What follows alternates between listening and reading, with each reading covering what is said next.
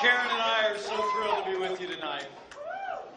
The end of our first full week on a journey that I know will end at the White House in a great victory for the American people.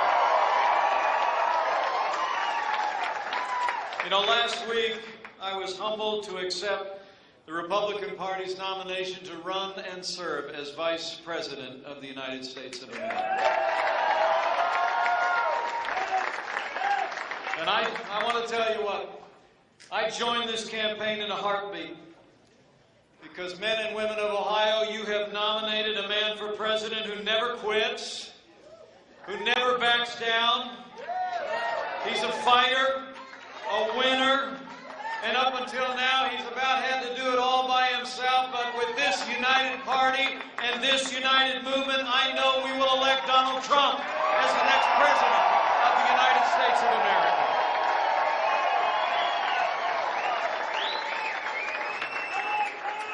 And he will make America great again. You know, it really is remarkable. It's remarkable to think that at the very moment when America is crying out for something new, for different leadership, the other party has answered with a stale agenda and the most predictable of names. You know, people in both parties are restless.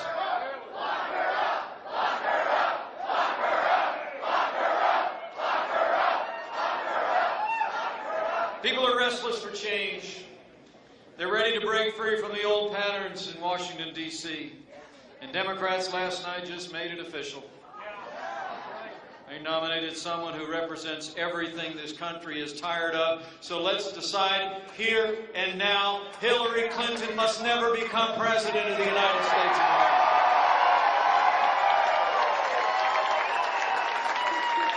You know, the failed policies of Barack Obama and Hillary Clinton have weakened America's place in the world and stifled our nation's economy.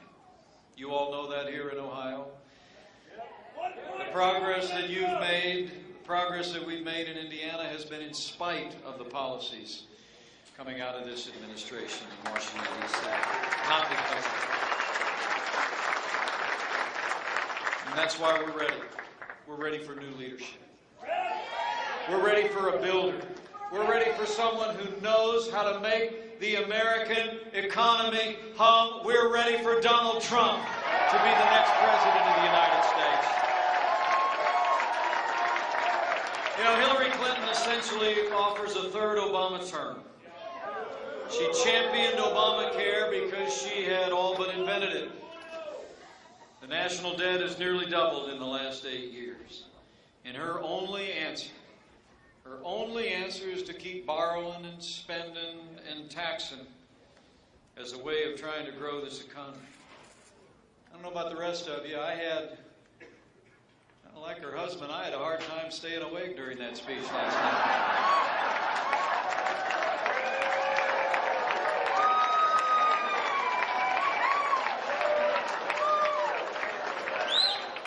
I mean, it was really long. And it was the same old, wasn't it? The same policies that we learned today. Second quarter numbers came out, 1.2% growth in the American economy. Well, men and women, we can't keep doing the same thing and expect a different result. We need a president who will lead America back to strength at home and abroad, and that man is Donald Trump.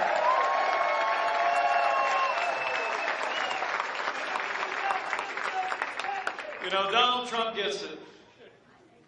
Donald Trump gets it, guys. He's a genuine article. He's a doer in a game that's usually reserved for talkers. And when Donald Trump does the talking, he doesn't tiptoe around the thousands of new rules of political correctness that have been laid in the path of the American people. He speaks his mind. He's his own man. And he's distinctly American. I mean, think about it. I mean, where else would an independent spirit like Donald Trump thrive in the public square other than in the land of the free and the home of the brave?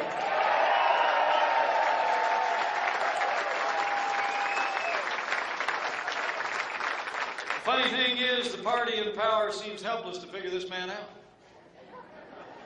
And I'm talking about the media. And the Democrats. I mean, they all keep thinking that, they keep telling each other the usual methods will work against him, right? They keep thinking that they've done him in only to wake up the next morning and Donald Trump is still standing and stronger than ever before.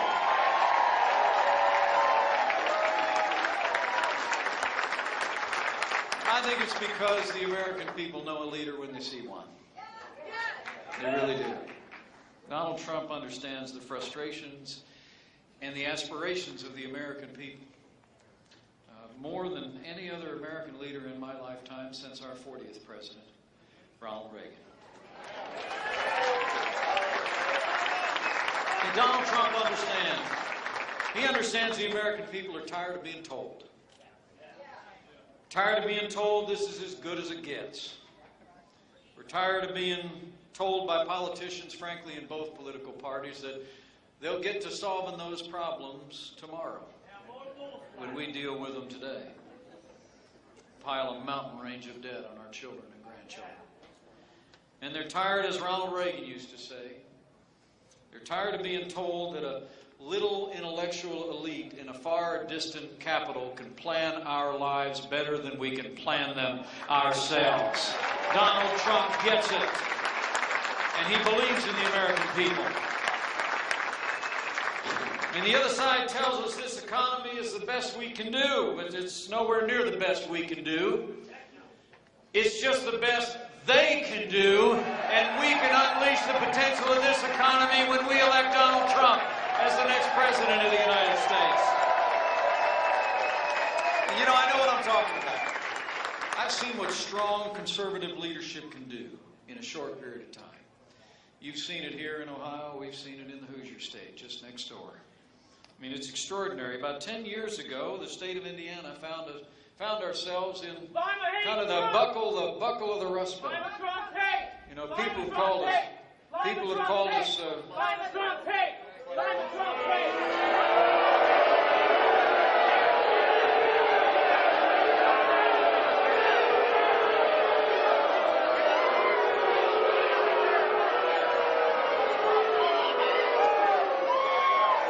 How about USA?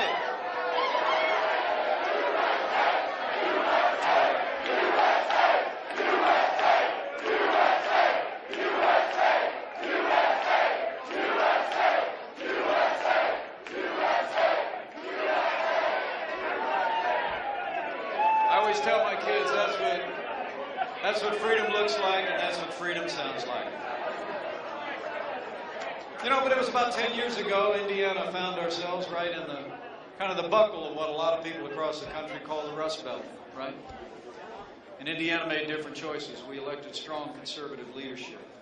We put our fiscal house in order. We balanced our budgets. We made record investments in education, in infrastructure, in health care. And all along the way, I'm proud to say that since I became governor, we've actually cut taxes every single year.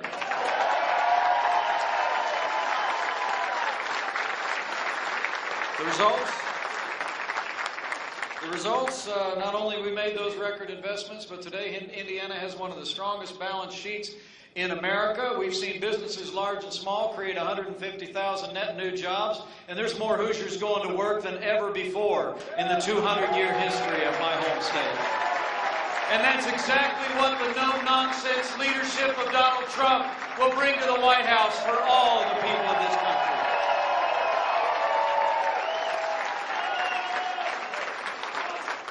Now, you know, my opponent in this campaign gave a speech the other night, and he had a lot to say about my new boss, so I thought I'd return the favor.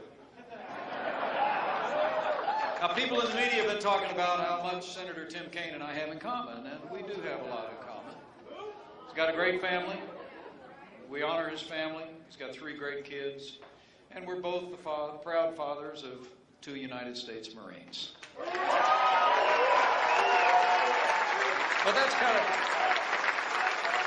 That's kind of where the comparisons stop. Actually. And he was a governor. I'm a governor. You know, he's in the Senate. I was in the Congress for 12 years. You know, I tell people sometimes if I only had 12 years left to live, I'd want to live it as a member of Congress because that was the longest 12 years of my life.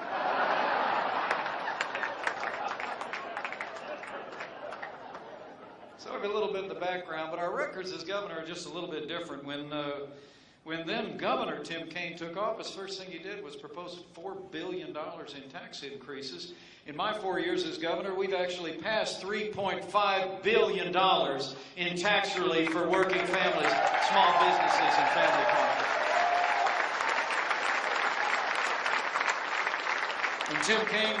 When Tim Kaine was governor, he wasn't able to get a whole lot of funding for roads and bridges, according to all the reports. What he tried to do, over at the crossroads of America, we've actually invested $2.5 billion in funding under my tenure as governor for roads and bridges in local communities to remain the crossroads of America. And when Tim Kaine was governor of Virginia, unemployment doubled. Since I've been governor of the state of Indiana, unemployment went from well over 8% to 5% today. We've almost cut it in half and are in record employment in the district state. So, I mean, other than that, we got a lot in common. But, you know, it does seem to me he's just a pretty good match for Hillary Clinton. I mean, if you want more taxes, more spending, more regulation, more government, and fewer jobs, just vote for the Clinton-Kaine ticket. If you want more jobs, less taxes, more opportunities, and more innovation, you want to vote for Trump, Pence, and send Trump, Pence to the White House. You know, the choice couldn't be more clear. American people can elect someone who literally personifies the failed establishment in Washington, D.C., or we can choose a leader. We can choose a leader who's going to fight every day to make America great again. It's change versus the status quo. And my friends in Ohio, from this Hoosier to you Buckeyes, I'm going to tell you that when Donald Trump becomes president of the United States of America, the change will be huge.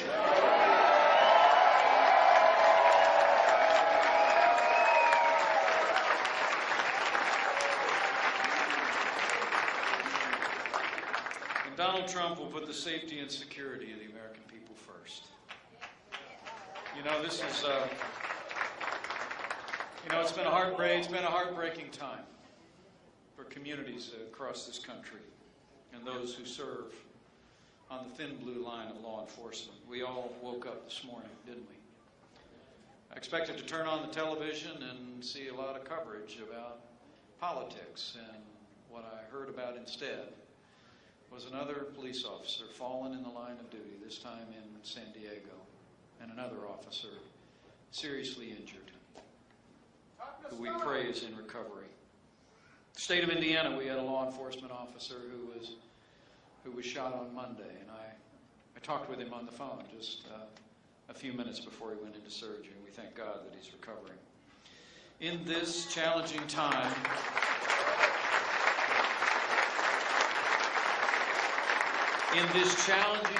for the men and women of law enforcement at every level, could we just take a moment and show our appreciation to those who serve in the uniform of our city police, our sheriffs, our state police, and our federal law enforcement?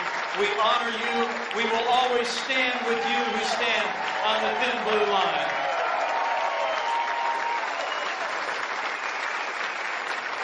Let me promise you, as the Chief Law Enforcement Officer of the United States of America, President Donald Trump will support our law enforcement at every level, provide the resources so they can do their job for our families and come home safe to theirs.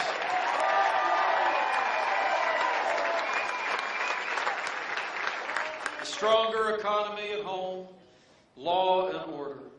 That's what a Trump administration will bring.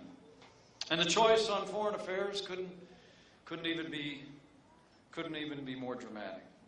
It is remarkable to think 7.5 years of Barack Obama and Hillary Clinton's policies have weakened America's place in the world. terrorist attacks at home and abroad, grim and heartbreaking scenes from France. Just this last Sunday, a Catholic priest murdered in his own church at the hands of ISIS terrorists.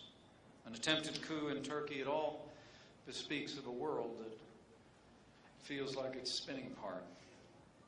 You know, history teaches us that weakness arouses evil.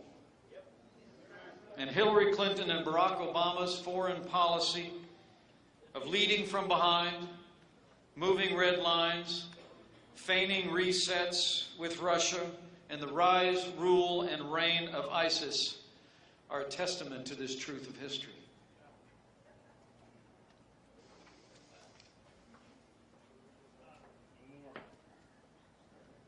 It's important to remember her record.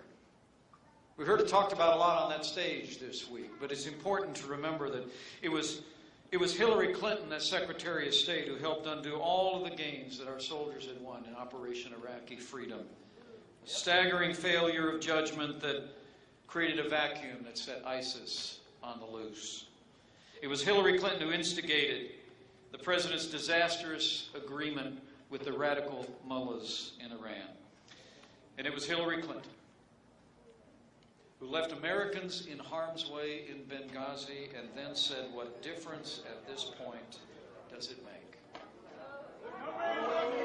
You know, as the proud father of a United States Marine, let me say from my heart, anyone who said that, anyone who did that, should be disqualified from ever serving as Commander-in-Chief of the Armed Forces of the United States of America. We cannot have 4 more years apologizing to our enemies and abandoning our friends. America needs to be strong for the world to be safe. And Donald Trump will lead from strength on the world stage. Donald Trump will rebuild our military, stand with our allies. Donald Trump will confront and name radical Islamic terrorism and defeat it at its source so it cannot threaten us or the allies that we cherish. And as this election approaches, let me say to my friends and neighbors in the room, American people should know that we may be filling the presidency for the next 4 years, but the decisions that we will make in November will likely define the Supreme Court for the next 40 years. We all better think hard. We all better think long and hard about what this means to our Constitution and to limited government. Elect Hillary Clinton, and you better get used to more of the same of what we've seen in recent years, being subject to unelected judges, using unaccountable power, and taking unconstitutional actions. Don't worry about that from us. For the sake of the rule of law, for the sake of the sanctity of life,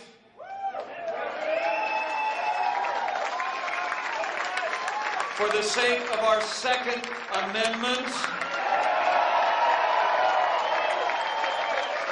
for the sake of all our God-given liberties enshrined in our founding documents, we must ensure the next president appointing justices to the Supreme Court is President Donald Trump.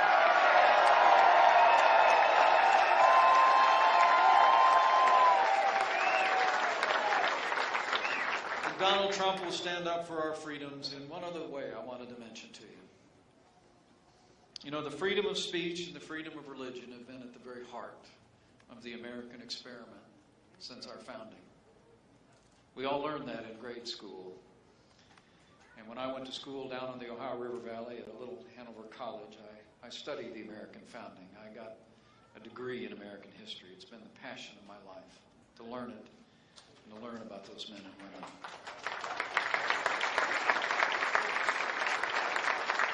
A right understanding of the American founding, you can conclude that independence rang from the pulpits of this nation at our founding as much as it did from the town squares. The abolition of slavery was driven as much by the moral voices of people of faith as it was from anywhere else in this nation. The civil rights movement itself sprang from the pews of the Montgomery Church of the Reverend Dr. Martin Luther King Jr. and transformed a nation to a more perfect union.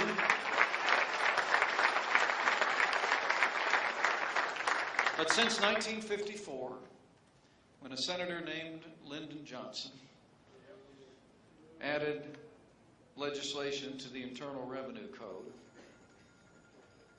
we've actually had on the law a prohibition from tax-exempt or faith-based organizations from endorsing or opposing a candidate for public office. Communities of faith in all those years, to this very day, literally live under a threat of losing their tax-exempt status if they exercise their freedom of speech. Well, you know, I like to say politicians ask what, but leaders ask why. And when Donald Trump first heard about the Johnson Amendment from a group of pastors 6 months ago, he told me all about it. He said he looked around the room and he said, "Why is it that way?" And they said, "Well, it just seems like it's always been." And I couldn't have been more proud when during the Republican National Convention for the first time in our party's history, in our party's platform was a commitment to repeal the Johnson Amendment and free the pulpits of America. And Donald Trump will repeal the Johnson Amendment and restore the freedom of speech to people of faith in the United States of America.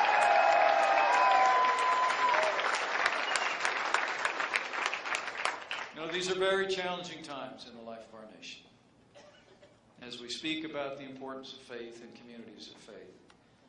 I can't help, as I close, to finish there.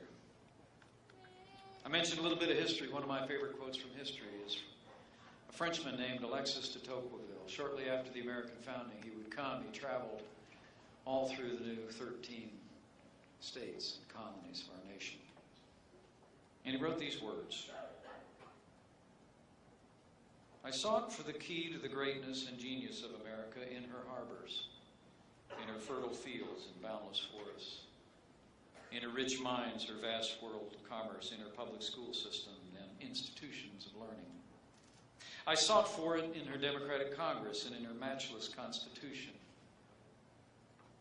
But not until I went into the churches of America," he wrote, "and heard her pulpits flame with righteousness, did I understand the secret of her genius and power. America is great," he wrote. "America is great because America is good. And if America ever ceases to be good, America will cease to be great."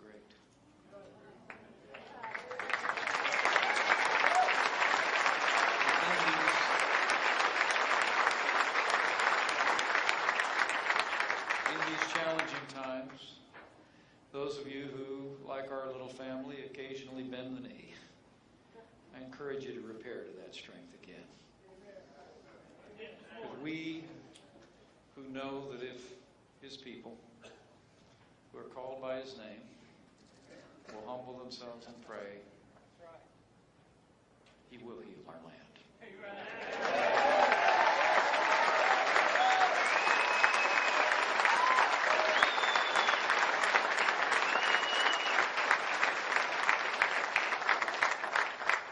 So, my fellow Americans, Buckeyes all, I think we come to another rendezvous with destiny, and I have faith. I have faith in the boundless capacity of the American people to make America great again. And I have faith in he who was with the founders of this nation who carved this miracle of democracy out of these wilderness shores. But we have a choice to make. It's another time for choosing. If you want a president who will protect this nation and confront radical Islamic terrorism, if you want a president who will marshal the strength of this nation rebuild our military, and crush ISIS at its source. If you want a president who will restore law and order to this country and give law enforcement the support they need and deserve, if you want a president who will cut taxes, grow our economy, and squeeze every nickel out of that bloated federal bureaucracy, if you want a president who will build the wall, create strong borders, and enforce our laws, and if you want a president who will upend the status quo in Washington, D.C. and appoint justices to the Supreme Court who will uphold our Constitution, we have but one choice. That man is ready. This team is ready. Our movement is ready. And America is ready. And we must elect Donald Trump as the 45th President of the United States, and we will make America great again.